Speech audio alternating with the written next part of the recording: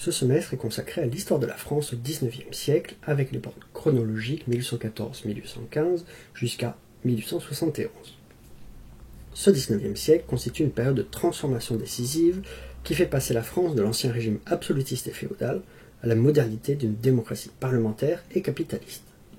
Pendant un siècle, l'histoire du pays est tout entière marquée par la volonté de digérer l'héritage révolutionnaire et impérial, que nous verrons dans une première vidéo par la suite, de trouver la formule qui stabiliserait une fois pour toutes la vie politique du pays. En bref, d'achever la Révolution française. Voilà pourquoi le XIXe siècle ne commence vraiment qu'à partir de la Restauration en 1814, lorsque la France, vaincue mais apaisée, peut enfin commencer son apprentissage de la modernité. Le XIXe siècle est donc un siècle de démocratisation de la France qui bien souvent va se confondre avec le combat pour la République. Comment raconter le XIXe siècle français? C'est ce que nous allons tenter de faire tout au long de ce semestre.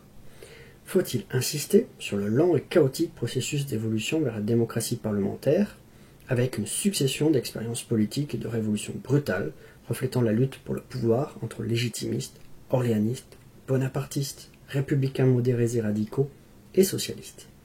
Faut-il plutôt s'intéresser aux bouleversements économiques suscités par les deux révolutions industrielles, qui font entrer la France dans la modernité de la concentration capitaliste? Faut-il souligner les mutations engendrées par cette croissance sans précédent qui mène la société française de l'ancien régime féodal, appuyé sur la domination des notables fonciers, au monde industriel et urbain de la bourgeoisie d'affaires et d'entreprise, à l'émergence du prolétariat industriel et des couches moyennes? Faut-il mettre en valeur l'évolution complexe des rapports entre l'Église et l'État, la déchristianisation progressive et la laïcisation républicaine, le renouveau catholique du tournant du siècle? Faut-il enfin focaliser l'attention sur l'extraordinaire bouillonnement intellectuel et créatif du XIXe siècle français, traversé pêle-mêle par le romantisme, le naturalisme, le réalisme, le positivisme, le symbolisme, le mysticisme, l'impressionnisme, le cubisme, le fauvisme et l'art nouveau? L'étude du XIXe siècle a connu de nombreux renouvellements depuis une dizaine d'années. Sans négliger les références incontournables que constituent toujours Maurice Agulon, Alain Corbin, Raymond Huard, Serge Verstein, Michel Vinocq, Michel Perrault, Pierre Milza ou Madeleine Rébériou, nous avons intégré de nouvelles références afin de mettre en valeur de nouvelles manières d'écrire et d'interpréter le XIXe siècle français. Ces approches renouvelées concernent autant l'histoire politique, comme par exemple celle de Jean-Claude de Caron ou d'Emmanuel de Varesquiel sur le premier XIXe siècle, d'Éric Anceau sur le Second Empire ou de Jean Garrigue sur la Troisième République. C'est aussi l'histoire des représentations et de la symbolique, avec Emmanuel Fureyck.